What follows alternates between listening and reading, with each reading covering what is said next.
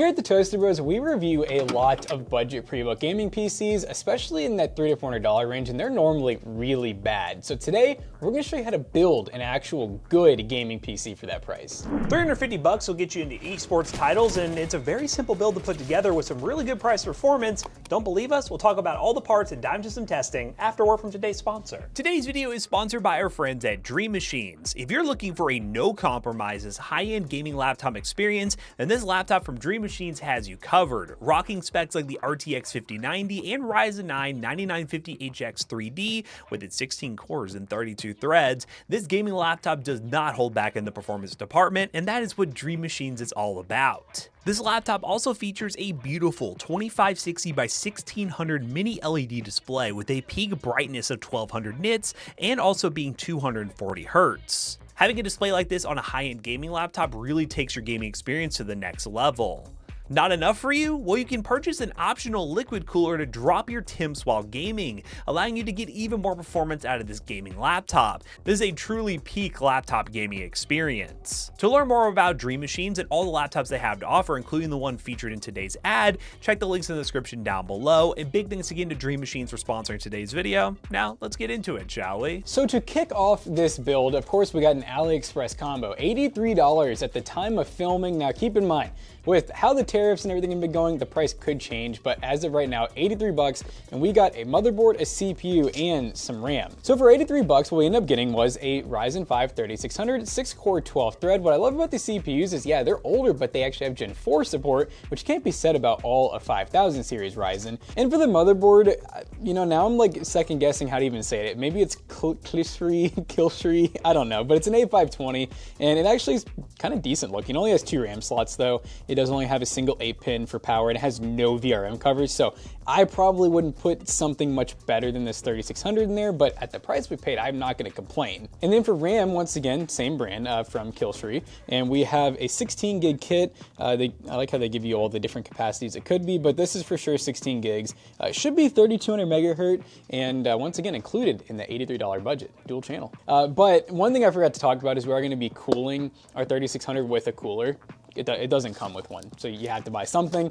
So we have the IDCooling SC214XT in black. You can't, I mean, it's Amazon. We're talking like we paid $16 for it. You just can't do any better than that. Not even on AliExpress, really. Not for this level of quality. And for storage, we have a 1TB silicon powered Gen 3 NVMe SSD. As Matt pointed out, this motherboard being a cheaper A520 actually doesn't even have Gen 4 support, so I know the 3600 thing's kind of out the window, but $50 for this is about as cheap as you can get for a 1TB NVMe. If you can't find a Gen 3, buy a Gen 4. It'll just run in Gen 3 mode. Hey guys, Future Matt here, jumping in and interrupting my past self because I made a mistake during this intro. I was under the impression I got a 1660 Super, but I didn't. I got a normal 1660, which is fine. The difference isn't crazy between the 1660 and the 1660 Super, and you'll see throughout the video the performance is actually really solid, but there are a couple times that I'll mention 1660 Super during the intro, and then towards the end I don't say it anymore. It's because I realized my mistake. So we got a normal 1660 in this video, still great deal, and let's go ahead and talk about the rest of the parts. Going back to all reliable, Segotep GN650 80 plus gold power supply. We picked this power supply up for around $59 on Amazon. The price of these are getting a little higher, and power supplies in general are getting a little more expensive. So there's a wide range of different options you can go with. MSI have some, and depending on what kind of wattage you're looking for, you can find a good power supply for your build, but we use these a lot for PC Bros builds, had good luck with them, and they are a good option for this build at this price point. And lastly, to round out this budget build is this really awesome budget case. This right here is the Cooler Master Master Elite 301 Lite, which is a really awesome micro ATX case you can get for $39. Tempered glass, one fan in the back. I mean, compared to the Q300L that doesn't have a power slide basement, this one has a power slide basement and is only like a few bucks more. If you're looking for a name brand case, while obviously the Okinosis and all those out there are good options, those are still $60 cases. This is a no RGB, very basic case that has good build quality, so you can build a PC that looks good, doesn't have all the RGB you're looking for, but it's good for price to performance. And yeah, $39. I'm very excited to build this case for the first time. And all in all, $350 for a gaming PC that you can build yourself at home. Let's put it all together and show you guys what this combo can do.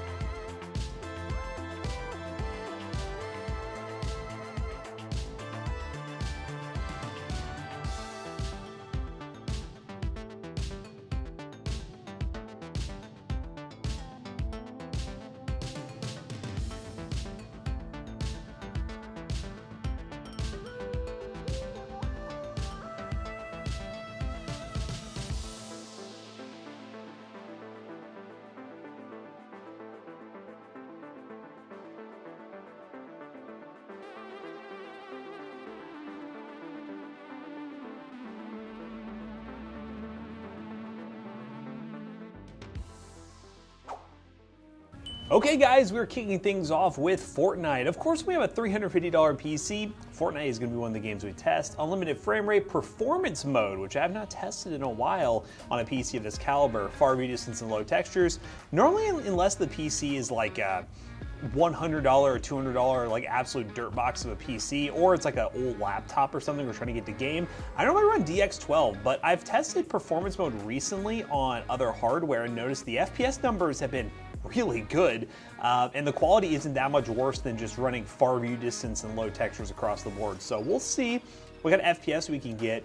But yeah, one thing to mention as well is browsing eBay after this. The 1660, the one that we have, the normal 1660, you can actually find for a little bit cheaper than I picked up. The 1660 Super is much easier to get at the same price. So if you can find a 1660 Super, that is going to be a much better value for the money card. But in this situation with the games that we're playing, we're not going to notice the slight difference in performance versus the 1660 Super because, yeah, I mean, we're getting 100 FPS, 170 to 180 FPS. It's exactly what we're looking for. And of course, Peter Griffin's back, so this is immediately a better PC. Oh, sorry, Tank Bro. Now, we will show you guys what the limits of this PC is in games like Spider-Man 2, which are going to be more demanding AAA titles that most certainly won't run great on this PC. But if you were to slap in, let's say, a 4060 or 5060 level GPU, which I always recommend those because they're pretty low power, you certainly could get extra horsepower in this build, even though you are going to be limited to Gen 3 with that 3600. This build is just a good example of an eSports PC. It is what it is. It has a decent upgrade path where you can put a slightly better GPU. I wouldn't worry about adding a new CPU though, because the A520 is going to hold you back. But all in all, this combo makes it really, really affordable. And whatever GPU you put in it, whether you're going a 1660 series or even a 5700 XT or something from AMD, you're going to get really good price to performance, as long as you're able to avoid any crazy RGB and stuff like that and go for something very minimal like we did. Peter's cooking on this PC, absolutely cooking. But people who are fighting here are like, who's this freak playing Peter Griffin right now? Who is he? The FPS isn't perfect. There are definitely moments where things are loading in and stutters, but this is my very first drop in Fortnite, and I'd imagine after multiple runs, this would be a problem anymore.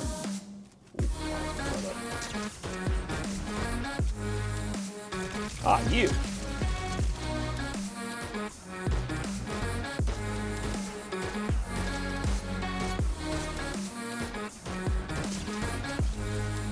Hey, let's go. So you get shields on kill now? When did that become a thing?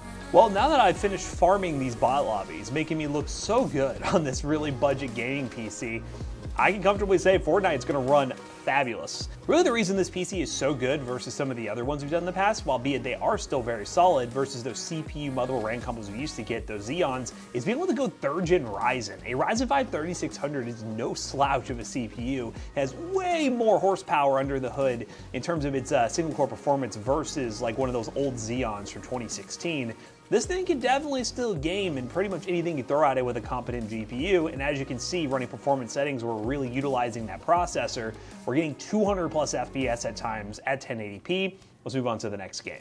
So we are now in Apex Legends, and we're currently running 1080p. We got a kind of mix of like medium-low settings. Performance settings. With this PC being, yeah, you know, performance. With this PC being, there's no sound for the zipline. Is there any sound in the game? No, it's working. Okay. Yeah, the game does have sound. Oh my god. You're getting cooked already. Oh my god. Oh my god. I'm horrible. Alright, just ignore that. But so far, we're locked at our in-game cap, which is pretty impressive with a PC this freaking cheap. I know for sure that our pre-built would have not done that. Hell, heck no. And we were talking about during the other benchmarks, really these ultra budget builds, as long as it's still accessible to people in the US, in other countries it'll always be accessible. These combos that now exist with Ryzen processors are really going to change the game in terms of what FPS you can get at a really cheap price point. Xeons are awesome, but they have their limits. Yeah, it's so nice, like, Ryzen getting to this point. It's also sad because it's like... It's sad because it means it's old. It's becoming the Xeons, like, they're that old. Get away. I will snipe you. You've been sniped. You've been sniped. Oh, gosh. Their movement tech is insane. Guys get stuck. Ow. Oh, I got sniped in my butt.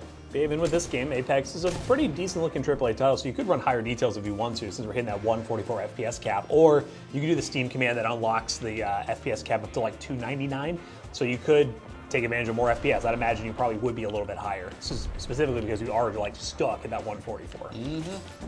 I'm gonna bounce. Got a blast. Ooh.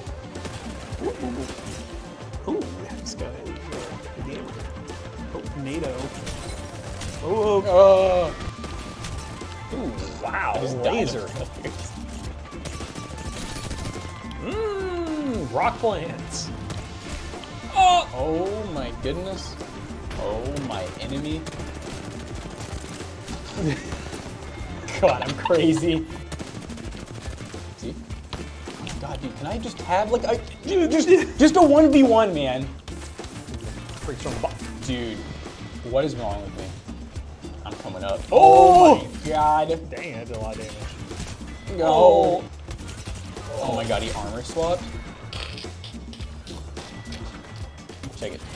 I mean, that guy probably would have been dead right there. He would have dead, gone, done. But speaking of dead and gone, this PC is not. That was a good transition. Yeah. Let's run some other popular esports titles. We'll run Spider-Man 2 to show you guys the limit of this PC, and 3D Mark to get our score, and wrap this video up, because you know what? For 350 bucks, we're looking like some insane value for the money. We just got done benchmarking on a $350 gaming PC that we built, and I gotta say, it is much better than any pre-built you can buy in the market, because at the end of the day, pre-built companies, they gotta make money, so the fact that we were able to squeeze every last penny into just the parts and not have to pay for labor meant we got a pretty good build at that price. And we've said this many times throughout the video, but the main focus of this PC is esports titles, so we'll show you some other benchmarks in esports titles as well, along with a more demanding game to show you guys the limit of this PC. We played Marvel Rivals, 1080p low settings with no ray tracing, and we got an average of 74 FPS with 1% low of 50. Rainbow Six Siege X, 1080p low settings, we got an average of 225 FPS with a minimum of 77 and a max of 262. CS2, 1080p low, we got an average of 279 with a 1% low of 122. And that demanding game, Spider-Man 2 low settings with FSR, we did maintain 60 FPS with a few dips here and there. More than playable in my opinion if you're willing to try a AAA title. And for 3D Mark time spell, we got a score of 5,748, which is a 6 cent per point score. And that is pretty good in terms of ToastyBros standards, especially at such a cheap price point. But let us know down below, do you guys think you could do better? So if you guys want to buy in the parts from today's video, links in the description down below will be affiliate links. They will help us out. Again, pricing is subject to change because of everything going on in the world. We never know when these combos may not exist at all or may be more expensive. They could be cheaper, but use those links down below. They are affiliate links. They will help us out. And yeah, let us know down below if you think we can beat this PC. So as always, we hope you guys enjoyed today's video. If you did, make sure you check out our other 2 YouTube channels and also our twitch.tv/ToastyBros, and do not forget to like, comment, and subscribe. And we'll see you guys in the next one. Bye-bye. So this PC right here will be for sale at PCBros.tech at a great price with a little warranty. Did you guys know we sell gaming PCs? I feel like you should know by now. If you don't, PCBros.tech, you can buy this PC or many other PCs with great customer support and a warranty involved. You just go to ToastyBros on checkout, you'll save 3% on your next purchase. Guys, it saves you more money than you might think. See you guys later. Goodbye.